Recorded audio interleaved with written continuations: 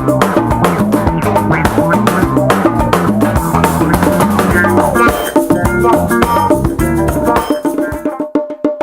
are live. Welcome everybody, Digital Nomad Incubator. Welcome along to this live session. And joining me today is a really interesting guy, originally from the Netherlands, but he's currently, well, where are you at the moment, Errol? Boracay Island, the Philippines. Awesome. Mabuhay, as they say. Mabuhay. Like a little welcome greeting that they do. Nice, nice. So just to give you the proper introduction, your name is Errol Sykes, and you're a journalist, right? That's your profession. Yes. Okay, cool. So I guess what most people are interested in this group is like it's the story, the backstory. So where did it all start for you? Because you've quit your job fairly recently, didn't you? It was October of last year, but it was a long time coming, though, and that was a long time coming. So, yeah, you know, being here and having a conversation with you, thanks so much for having me on, and kind of being able to do what a lot of people are searching for. And you know, it kind of started a long way back. I truly believe that a lot of things are connected with each other. As me being a journalist, I was always curious. As a 12-year-old kid, or even earlier, I was always going on these debates on certain things in life that may be petty for a lot of people these days. But it kind of developed into like, you know, a real passion for sports, and that's why I became a sports journalist. And then eventually I got into other areas, and then traveling became definitely a part of that. And when I came back to the Philippines, I'm half Filipino, hence the shirt. 2 years ago, I came here to the Philippines for the first time in 17 years.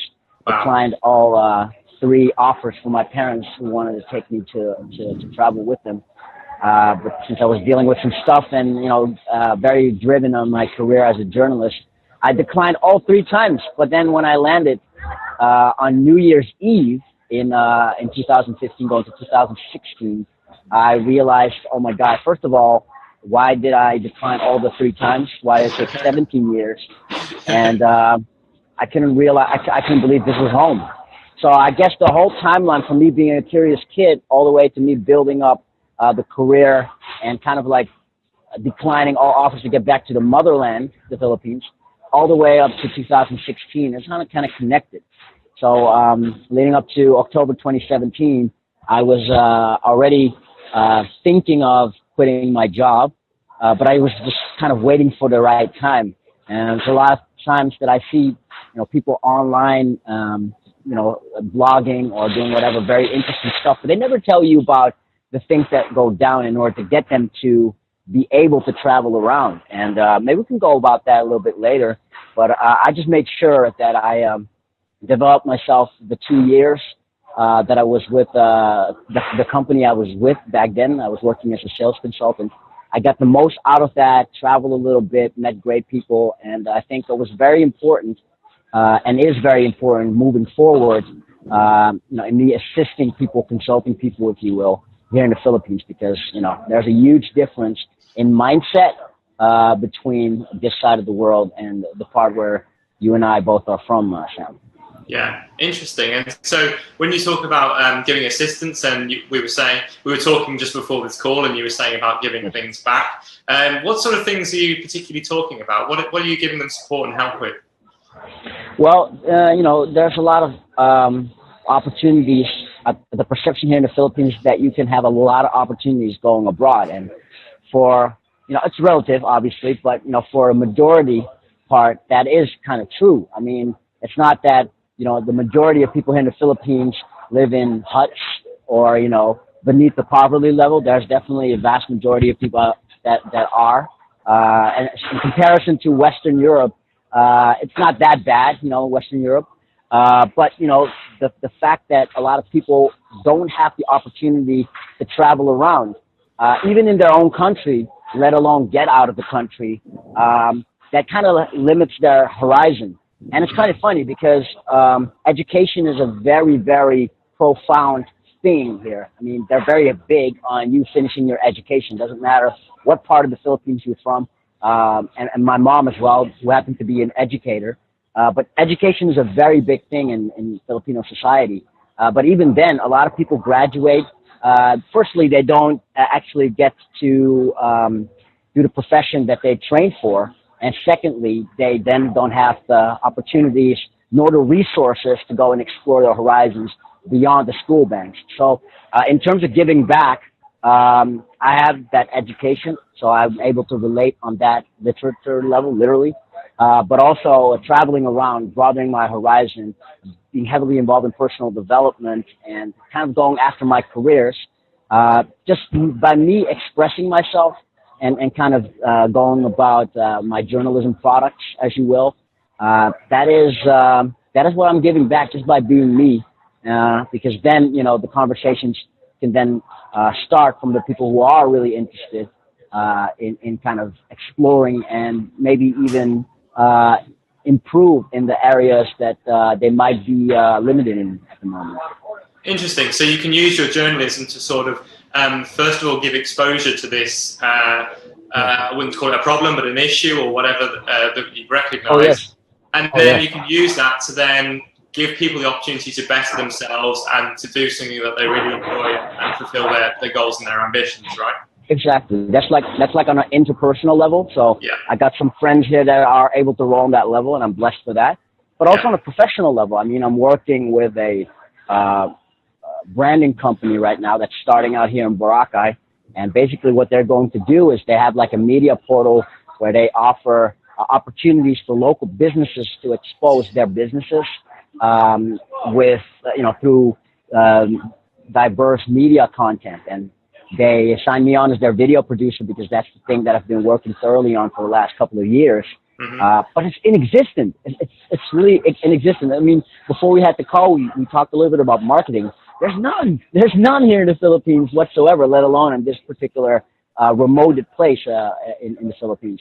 So also on a professional level, I can literally showcase them a different way of thinking, or just by offering something that they experience every day, but then experiencing through my eyes, in this case through video, right? So it's an educational thing that's kind of like a deeper meaning to this, but more on a daily basis, just offering a different perspective on the things that they might take for granted every day. And when you change the way you look at things, the things you will look at change. It's one of my favorite quotes by Wayne Dyer, and I truly believe I stand by that. You know? Yeah, that's amazing. No, that's great.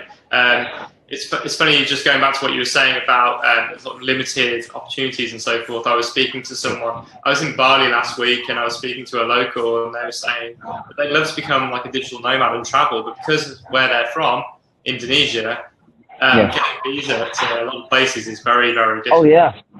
So I imagine it's the same for the Philippines, right? It's the same to the Philippines. I got a friend who has been working as a legal manager. It's a pretty respectable place, a seat that she has in this company, definitely having, you know, to extend her services to this company and being loyal, very well developed. But if I ask her to, you know, to come to my place, it's funny, there was a movie in the Philippines released called Meet Me in St. Gallen, right, in Switzerland. And I was joking. She posted that on Facebook, and I was going back and forth, and I was like, when can we meet each other in St. Gallen? And she was like, well, you know, I first need to, she started to get all practical. You know, I need to get an invitation visa or some other sort of visa to get there. And then I realized the opportunities, this is part of the opportunities that a lot of Filipinos don't have, because the strength of their passport is very limited as well. You know, they really have to go through the procedures to get visas, just like the gentleman that you were speaking to in Bali. It's very similar here in the Philippines. Yeah, and I have to give you a big pat on the back, man, and just say that what you're doing is very noble, and I congratulate you, and good luck with that. Thank you. Just having a quick look at the comments here. So we've got Lisa watching. Hi, Lisa, and we've also got Felice watching. She also says hi. Felice is actually Dutch as well, so nice. I seem to be collecting Dutch people wherever I go. I was in Bali last week, as I said, and I was staying in a couple of hostels, and there's Dutch people everywhere. Yes. Yeah, love you guys. Yes. Right. That's cool. And Bali is actually a good primary destination for digital nomadship that is even a word. And Absolutely. it reaches the Netherlands as well. Also for people that are not traditionally digital nomads, but Bali is pretty exotic destination for people to be. Yeah, absolutely. So, talking more about the digital nomad lifestyle, what is it that that you enjoy most about the whole lifestyle? I think it's you can those are a bunch of things that you can talk about, and a lot of things are the obvious, especially when you're having videos and you share that with my family or friends in the other part of the world. Even my cousins in the United States, they don't get exposed to experiences like these because I really tend to go for the local stuff. I tend to skip like the more mainstream things, not because I want to, not because it's cool or whatever, have a tag or something, a tagline, but more of that's kind of like how this is rooted in. I really truly feel that the Philippines is my homeland. So, checking out these experiences through the eyes of a foreigner, but then living a local lifestyle, it's just kind of a different dynamic, and it goes back to the whole expanding thing. And I guess if there's one thing that I got to take from this is that I can wake up and pretty much make up my mind, where do I want to go? What do I want to eat? And if I choose to not do anything, then it's still a great sunny day with a lot of possibilities here on this island, because it's an island, but it's not that big of an island. And obviously, the summer season starts out here. So there's a lot of accessibilities for people that are normally not exposed to a climate as this. So I guess the freedom to just choose and being able to just pick and, really be selective on what you want to do, and everything goes. I think that feeling is the most amazing that I've acquired so far, Sam. Yeah, absolutely. I mean, I was having a conversation last night with Felice, actually, who's watching this at the moment. Right. And we were saying about, we were talking about freedom, and I guess that's basically what this whole lifestyle and this way of working boils down to. Yeah. It's freedom. Freedom to travel, freedom to work, on your own terms and on things that you want to work on, that you have to work on. So if a lot of people in this group are sort of either just starting their journey, or maybe they already have started and very early on in their sort of nomad journey, what advice would you give people if maybe they need some guidance or some help? It's the extremes of both things, because I think that's a great baseline of when you just mentioned freedom. I think that's a great baseline to start off, But there's two choices. One of my best friends in Amsterdam always told me everything that's been given to you, there's two choices you can go about. It's either good or bad, and that's where everything gets a little bit blurred, because what is good and what is bad, right? Basically, when it comes to freedom, is are you doing something that is extending your freedom, right? So are you doing something that is covering you for tomorrow, and tomorrow could be next month, next year, right? And the other part is, are you enjoying what you're doing right now? Are you even aware of the situation that you're in? Because if you don't stand still, if you're not, if you're not still and checking out your surroundings and just breathing, soaking it all in, then why are you doing what you're doing, right? So again, and this is a little bit convoluted, but what I'm getting at is that you can either choose to stick on that part of the equation of freedom, or you can go on the other side and be productive in order to extend your freedom, to something more sustainable. And I think if you're at least aware of the fact that you have a common ground of freedom, and that you can choose either to extend it on this side or to kind of enjoy it and simper and maybe be less productive on the other side, if you kind of can figure your way through that, then I think that's a great way to start, right? Because if you look at it this way and you flip it back to, going back to your normal working routine, how's that balance out then? Maybe yes, you are working for something that kind of provides to survive for another month or another year, maybe, right? But what is it that you're doing to help you gain that freedom? Not much, right? And so when you're living that digital nomad lifestyle, that freedom is anywhere in between, but it's up to your choice where that freedom at that particular moment actually is. Absolutely. So I guess being aware of that, I think is great to pick up on, and you know, being to take one or the other.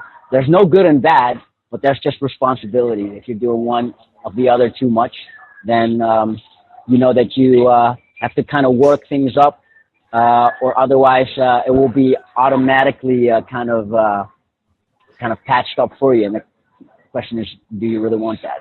Yeah, absolutely. No, I totally agree. And you kind of reminded me there of the last live session I did the other day with the guy called Adrian from the US, and he was talking about, you almost keyed into it there about the sort of the spiritual side of things, and you know, looking at your life from the outside, removing yourself from it, and looking at it objectively and saying, okay, is this really fulfilling me? Is this exactly what I want to be doing? Is this the best thing for me? Am I just being busy for the sake of being busy? Yes, yes. Are you particularly, would you say you're a spiritual kind of person, or?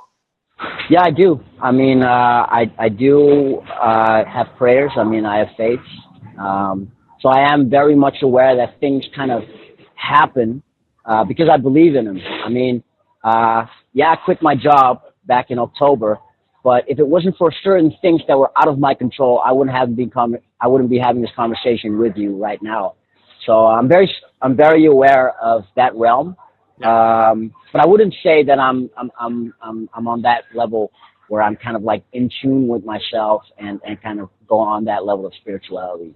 Maybe not yet, I guess. It sounds like you're working towards it though.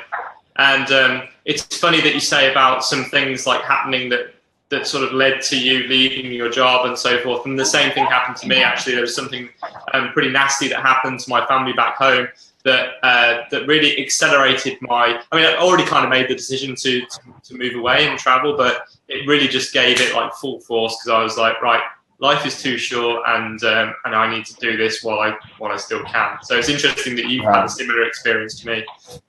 Yes. So how did you make that, you know, choice to kind of like, what made it easier for you to actually go out and leave your hometown then? What made it easier was, well, I visited Australia for a holiday, actually, to come and see some friends, and I just fell in love straight away, just with the climate and with the people. But it felt like I was away from home, but it still felt familiar. And obviously Australia was colonized by Europeans, so it's like it is like a home from home. It's just like, it's like England without the rain and the, you know, depressing. And a little bit more funnier accent. Yeah, exactly. And you can go surfing and all that sort of stuff. And I was just like, man, okay, I need to go and do this like right now. So I quit my job while I was in Australia, still visiting on holiday, and then I went home, packed my things, and came straight back again. And that's how it started for me. Yeah, yeah. Yes. Which is unlike me, because I'm not usually that sort of a spur of the moment type person. But it just felt, you know, when things just feel correct, it didn't feel forced or anything. It just felt correct. So that's what I did. Interesting. Yeah. Interesting. Because that's kind of like what kind of forces people to not do it. Like 96% of people would kind of refrain from that because of that feeling coming up, you know? Yeah, exactly. And I was mindful that I wanted to, you know, almost turn the negative into a positive, because that's all you can really do, right? Yes. So you've also got another interesting project that we haven't mentioned yet, and that is you do vlogging, right? Yes, I do. So tell us more about that and how that came about, and what sort of vlogging you do. Yeah, I've been documenting for a while right now, and obviously as a journalist, you know, I was kind of already taught to do that, so it became kind of a natural process. But then I transitioned from audio, which I graduated to video. I made that transition later on. But there were friends in my circles that were telling me constantly, yo, you got a camera. You got to make sure that you document pretty much every single step of the road. And then obviously when traveling became a really vocal point in my life at the back end of 2015, I made a pledge to visit at least 5 countries a year. And that's something that I did just to get me into that mindset of what I would be doing 5 years from now. So the combination of me being a journalist and documenting really found its match when I started to travel a little bit more. And then the element of, you know, the unique experiences came about. So that actually led to me doing the vlog series. It's more of me being a reporter and kind of filming it documentary style than a traditional vlog, if that makes sense. Because there's definitely an element of journalism inside. And for a country, you know, as polarizing as the Philippines is, there's a huge platform for that. I mean, you got a newfound president who has his controversies, but is doing a good job for a majority of what other people, what people might think. But there are other people that are, you know, strongly opposed to this man. And we just had, like, a few days ago, we heard through the grapevine that the president was going to stop Boracay in terms of its growth in tourism, and that's like 99% of its income for this island. I mean, you know, this island thrives on tourism. So for someone from, you know, that hierarchy to say that about the island, that's interesting to talk about, because, you know, if it wasn't for tourism, this place wasn't, you know, evolved in the place to what it is today. So that is definitely a great ground for me to, you know, get that journalism angle in, combined with the vlogging element of, you know, showcasing the local lifestyle, things that are happening in the Philippines through the eyes of a foreigner, even though I'm half Filipino. So I'm kind of working in two dynamics in terms of the difference between two worlds, but then dealing with one world in particular, and then entering my skill set and my experience, my ideas and whatnot. That's actually what what made this come about. And the vlog series is called PiNoY LoKaL. PiNoY is the Filipino word for Filipino, and local is obviously the local element to this game. So that's how it came about. And yeah, I've been posting steadily since 2 weeks. I'm kind of like posting twice every week. So I'm doing a vlog series. I showcase a little bit about the experience, the unique stuff about the Philippines, and even, like I said, a lot of people in the Philippines haven't seen, because a lot of them are not well traveled or just don't have the resources. So it's kind of like an opportunity for them to see what it is they could be experiencing and maybe actually get them there. And then there's another series of videos that I made that's more educational. It's more of a setting like this, with me in front of a camera, discussing certain topics in the Philippines that are typically Filipino topics, just to educate also the outer world for people that might be interested to travel to the Philippines but have no idea, or have traveled to the Philippines but kind of introducing to a new next layer to the Philippines that they didn't know that was there. So it's a combination of, you know, the experience on one hand and more of an educational kind of entertaining type video on the other hand. So it's about sort of spreading awareness and letting people know about the Philippines, what it's like, any challenges that it's facing, and that sort of thing. And yes, it's good that the interesting, like you said, the interesting perspective for you is you're a foreigner, but you're also a local. One of them. Yeah, so yeah, that exactly. gives you a really interesting angle that maybe a lot of filmmakers don't have the fortune of having. Yes, exactly. And a lot of filmmakers, they come and go. There are not a lot of people, not a lot of vloggers, so to say, that are doing this on that level, like where they are, you know, staying at one place. There are a couple of them, but most of them are like traveling because it's part of their life. So they don't tend to root or to stick in one place. So that kind of makes me a little different. And that is definitely part of the angle that I'm coming from. Yeah, absolutely. Be different. Different is good, right? In this world, oh, definitely. We're all trying to be the same as each other and trying to fit in. Yes, right. I was once told, you know, why do you try to box in where you are made to stand out? Yeah, absolutely. You know, that type of thing. Yeah, I totally agree with us being, I would say unique actually, because, you know, you got a unique personality. Lisa has a unique personality. Everybody's blessed with a unique personality. So if you're based, kind of focusing on that as a home base, then that's good. That's a good start point. So a lot of what you're talking about is very, very Filipino centric. Are you doing any travel? Or are you staying in the Philippines for now? What are your movements like? Well, I am going back to Amsterdam for some practical reasons. Life happening. What? Yeah, life happening. Yes, but it's more of a practical thing. It allows me, one, to get back to reality, like the two extreme parts, right? Yeah. Kind of more of a universal thing, swinging back and forth both ways. But it also allows me to kind of like travel around in that area if I wish to, because the goal is to get back to the Philippines anytime before, the summer period. So I'm gonna swing back to the Philippines as soon as I can, actually. So yeah, the goal is for me to have longevity here in the Philippines, because I really feel that I'm home here. I never felt this. I had a conversation with one of my best friends here today, an hour conversation, and I talked about me leaving somewhere next month, and I already kind of feel like I'm leaving home. I never had that before in my life. That's the craziest thing. Right? When I left Holland, I never felt homesick. When I was abroad, I never had the urge to come home. And now here we are, almost getting to the place that I refer to as home. And I'm already kind of missing the Philippines when I got over a month still spent here. So that's crazy how that psyche works these days. So, yeah, that's nice. It's nice that you've sort of found your spiritual home. Yeah, sure. Yeah, that's great. Was there anything else you wanted to talk about or wanted to say in this session? Well, I think that you guys are doing a great job in terms of spreading awareness to the people that want to listen to it.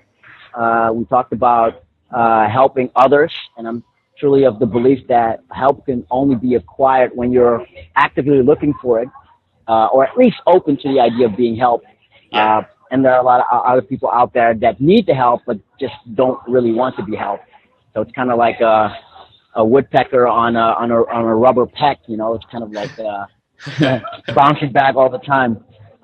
So basically, I guess what you guys are doing is amazing. I just think it's nice to share my insights and a little bit of experience here on your platform. So I guess the only thing is that I would be honored to keep your platform as a platform and kind of like spread the word, through my experiences, and the hopes that it actually lights a fire to people that are here on the inside, or maybe even people from the outside to go and chase their dreams that might actually be stored in a wooden box or something like that. Yeah.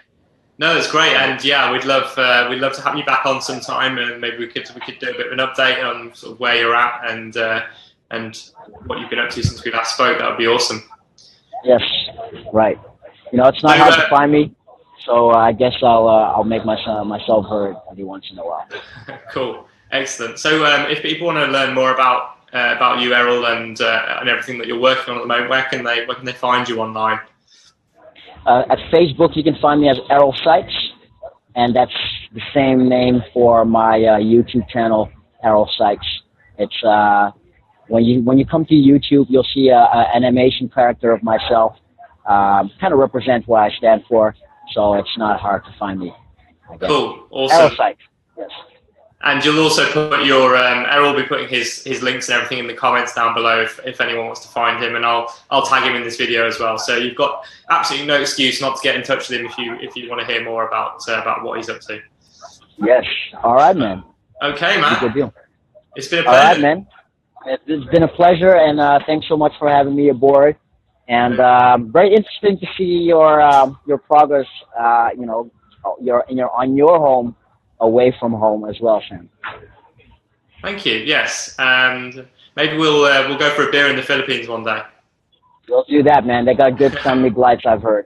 I'll do water. I don't drink beer, so I do water, but water it is. You'll have the experience. All right, Errol. Thanks for your time. Right. And take care, everybody. All right. Cheers. Bye, everyone.